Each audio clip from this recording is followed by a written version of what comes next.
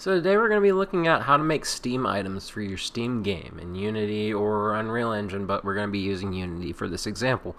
Please like, comment, and subscribe because these videos don't get a lot of views and I put a lot of effort into them. On top of that, I'm going to show you how to make Steam items. Come on, no one else has done this yet. So if we look at how to make a Steam item on Steam, so it's against Steam's policy to show my backend, but it's not against Steam's policy to show public documentation.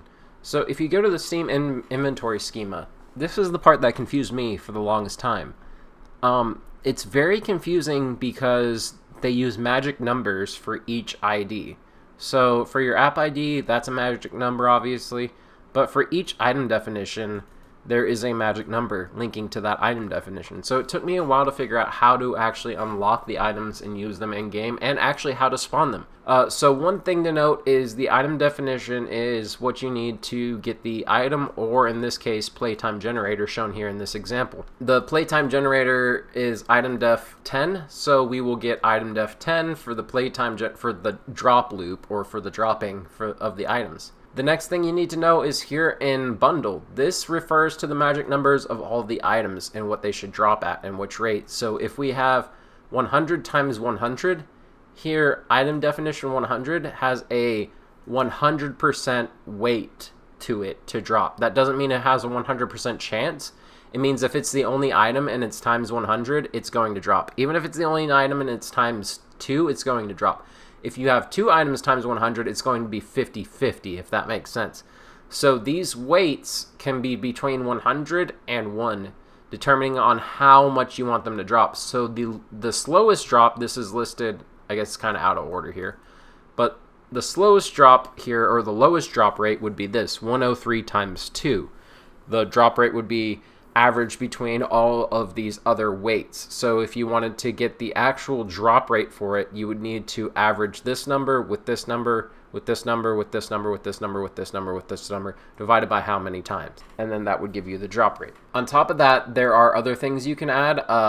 The background color can be whatever color you want. I recommend you leave it the same. The name color you can change, and the icon URL and the icon URL large are just hosted by simply using any sort of image host. So for mine, I'm using ImageBB. You could just share a link from Google Drive if you want to, so it's more stable. I use ImageBB just in case my Google Drive goes down, I die, or anything like that. But of course, if ImageBB goes down or they run out of money, then they will stop hosting it, and I will need to replace all of the links for all of my items. So be careful with who you host it with, be careful how you host it.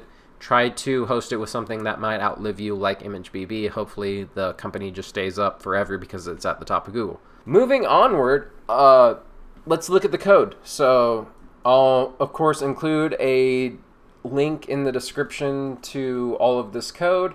Here I have a Steam item dropper and a dropper loop. So the dropper loop here just drops an item every 15 minutes. I have my store function set to every 1 minute of in-game and every 14 minutes of real-time allow a drop. That means, so after 50 minutes, you get a drop in-game. So 4 drops per hour with this game right now. And with the Steam item check, you'll use player prefs, but here I have obscured prefs. It's just an anti-cheat measure. You'll need to list all of the items you want to work within game. So here I have just a bunch of numbers listed from 1 to 100, and then 100, 200 to 1,000, and then 1,000 by hundreds all the way up to 3,000, just so I can make more items without having to think too hard.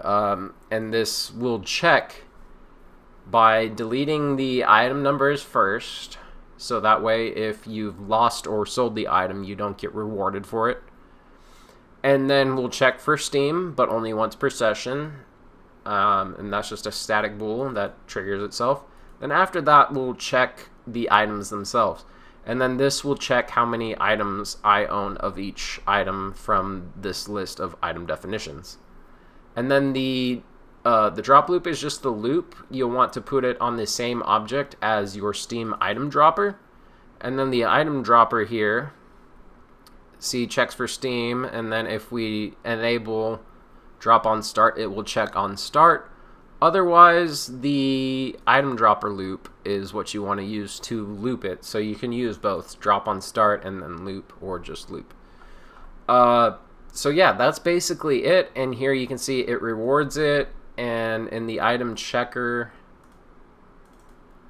it also rewards the item as unlocked, and then it deletes it. So it deletes it at the start and then checks and unlocks it. That way, if you unlock an item in the dropper, when it's dropped, you unlock it when it's dropped, and then this way you know, if you close the game or you sell items, etc., it's dropped also.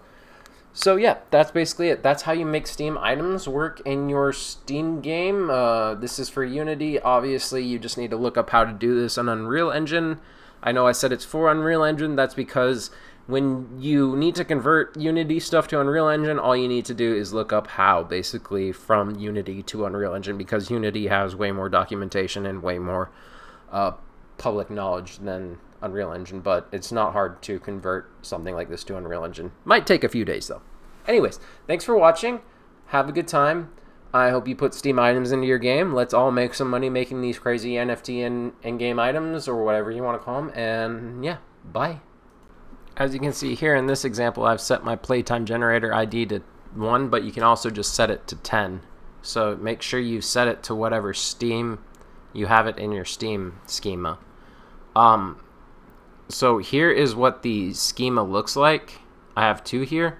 This copy is for uploading new items to my game, and then this first one is for setting it up. So this one spawns the playtime generator and then all of these items. So one thing you need to know when you're uploading these is if any of these numbers overlap, you'll overwrite your old settings and you'll have to fix it. So you need to be careful when you're uploading your JSON schema, because there's no way to delete old items. The only thing you can do is set them to hidden, and then set the drop rate to 0 by following the documentation. And that will hide the item that you accidentally made and can't delete. So yeah, if you edit and rename the ID, that creates a new one, or if you upload one that doesn't have the ID, that creates a new one. If you upload something with the same ID, it overwrites it. So just be very careful when you're uploading these schemas. Just make a JSON file in Visual Studio or Visual Studio Code, and then copy paste it from the documentation here and fill it out with what you need.